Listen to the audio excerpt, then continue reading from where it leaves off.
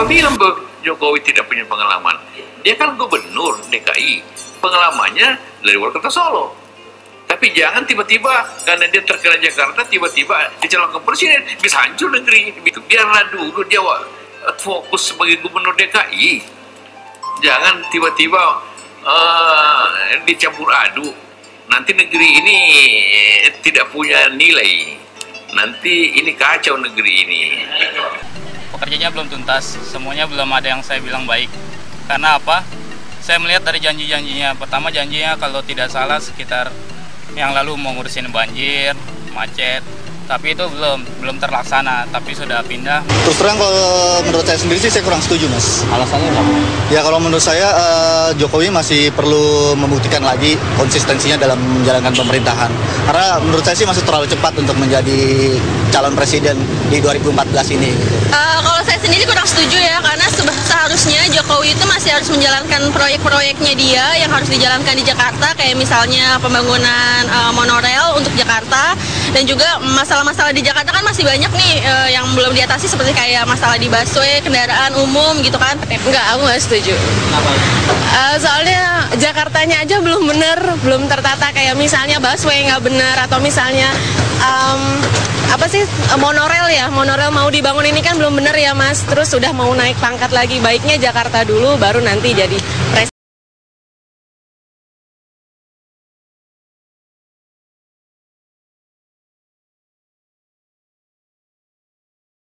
Pak, tapi siap nggak Pak misalnya nanti akhirnya rakernas ngeruk sungai masih banyak masalah, ngelebarin sungai masih banyak masalah, kok ngurus siap Pak.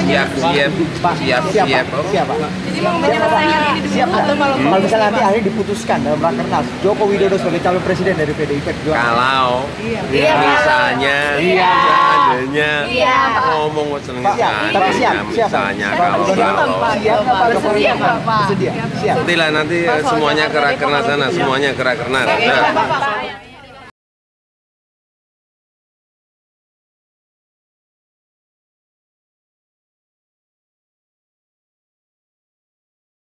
Apa yang beliau canangkan bahwa capaian penyerapan anggaran 2013 kemarin saja kan mestinya kata beliau kan 97%. Tapi nyatanya kan masih di bawah 70% dalam hal ini, itu satu fakta. Dan bagi kami adalah ukuran secara politis untuk menilai kinerja seorang gubernur, apakah dia berhasil apa tidak. Karena penyerapan itu bermakna program yang bersentuhan langsung dengan masyarakat, yang ditunggu-tunggu oleh masyarakat. Satu, apa yang dikatakan Bu Mary tadi tentang pelayanan satu pintu, sesungguhnya kita respon bagus dalam hal ini.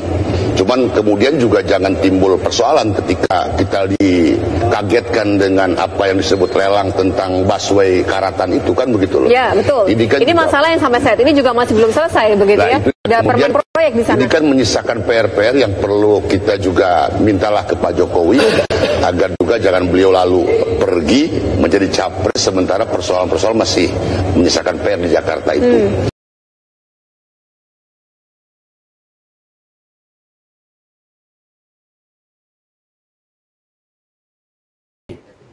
Pertanyaan saya, ini visi dan misi yang buat siapa? Panjang sekali visi dan misinya. Padahal kita tahu publik dibohongi, barangkali. Ini yang namanya kawin antara presiden dan wakil presiden baru kemarin dan hari ini. Iya kan? Lalu siapa yang membuat visi dan misi tersebut? Terutama visi dan misi Jokowi, JK, yang saya baca panjang sekali, lebih panjang daripada visi dan misi dari pasangan Prabowo dan Hatta Rajasa. Tolong sebutkan. Jangan-jangan apa yang dipikirkan calon presiden dan wakil presiden berbeda dari apa yang dituliskan dan disetorkan kepada KPU sebagai dokumen negara.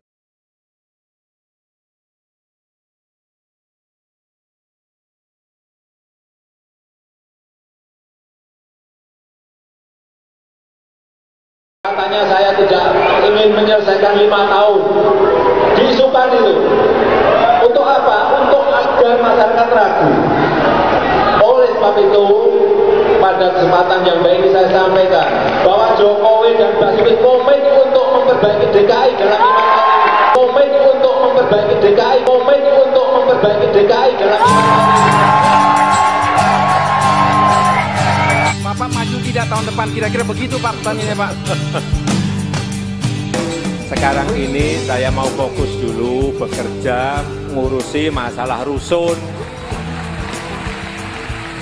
masalah monorail, masalah MRT, masalah yang banyak yang bertanya mengenai survei. Ya, saya jawab, saya nggak mikir surpa nggak mikir, survei juga nggak mikir.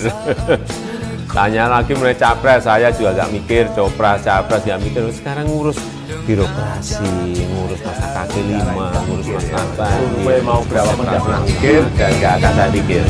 Saya sekarang ini dalam proses mengatasi masalah-masalah yang saya hadapi dan saya juga ingin tetap fokus bekerja, mengurus mengatasi banjir, gimana membuat resapan, nanti sebentar lagi mulai ngeruk semua sungai yang ada di Jakarta. Jadi saat ini ya sekali lagi harus saya sampaikan, saya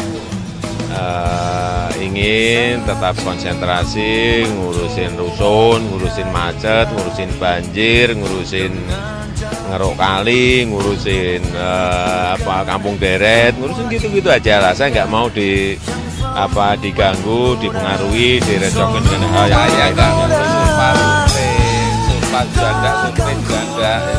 saya sudah sampai bolak-balik kan, saya tuh nggak mikir, saya tuh fokus sekarang ini bekerja untuk Jakarta. Saya sudah pusing,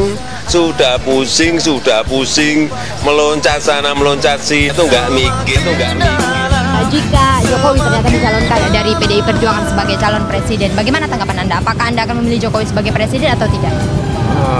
Enggak, saya nggak pilih. Saya kan ini kan masih punya utang sama Jakarta. Belum beres masalah banjirnya gitu. Oke gitu, cuman belum timingnya aja gitu, timingnya belum pas. Hari ini, Senin, tanggal 15 Oktober 2012, kami Menteri Dalam Negeri atas nama Presiden Republik Indonesia dengan resmi melantik Saudara Insinyur Haji Joko Widodo sebagai Gubernur Daerah Khusus Ibu Kota Jakarta masa jabatan tahun 2012 sampai dengan tahun 2017. Kami percaya bahwa saudara-saudara akan melaksanakan tugas dengan sebaik-baiknya sesuai tanggung jawab yang diberikan. Kata-kata berbisa, mulut-mulut berbusa, janji-janji bertebaran seperti biasa dari atas panggung, atas nama bangsa. Yang mendengar terpesona, bahkan ada yang terkesima. Aku pun tergoda untuk mengikuti apa yang terjadi. Apakah memang janji, hanya janji? Buktikan, buktikan, itu yang dinanti-nanti. Buktikan, buktikan, kalau hanya omong, burung beo pun bisa.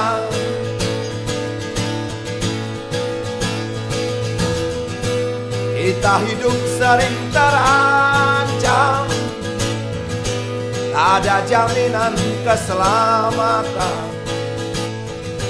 Kamu ngomong tentang keamanan, tapi makin banyak penggusuran.